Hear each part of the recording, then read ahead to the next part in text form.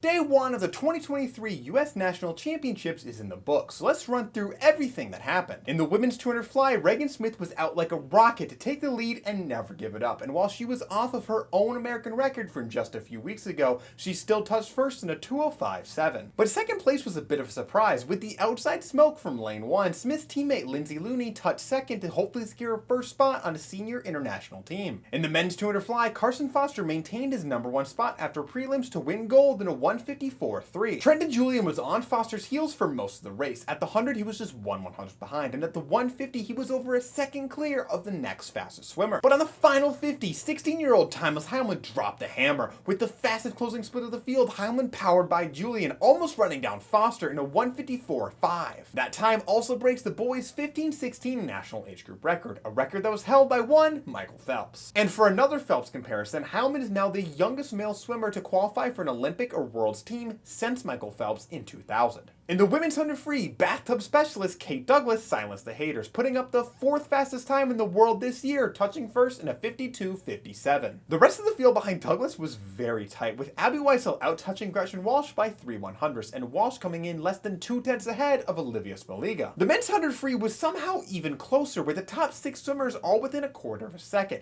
and the top 4 swimmers within just 7/100ths. In the chaos, Jack Alexi touched first in a 47.93, and on the other side of the pool, Chris Giuliano broke 48 for the first time in a 47.98. That time beat out Matt King by just 1/100th, and 1/100th behind King was Destin Lasco in a 48.00. The top qualifier from this morning, Ryan Held, placed 5th, which should hopefully secure him a relay spot. Katie Ledecky proved that she's not going anywhere anytime soon in the 800 free, as she was toying with world record pace for most of the race. She ultimately finished in an 8:07.0. That is the 3rd fastest time in history. A surprise qualifier was Jillian Cox, who dropped 10 seconds off her personal best to place 2nd. And finally, in the men's 1500 free, Bobby Fink set a new US Open record in a 14:42.8. Fink stepped on the race early and didn't let up as he ran away with it. Second place finisher Charlie Clark was the only other swimmer to break 15 minutes, finishing in a 14:50.8. And that was everything that you missed at day 1 of the 2023 US National Championships.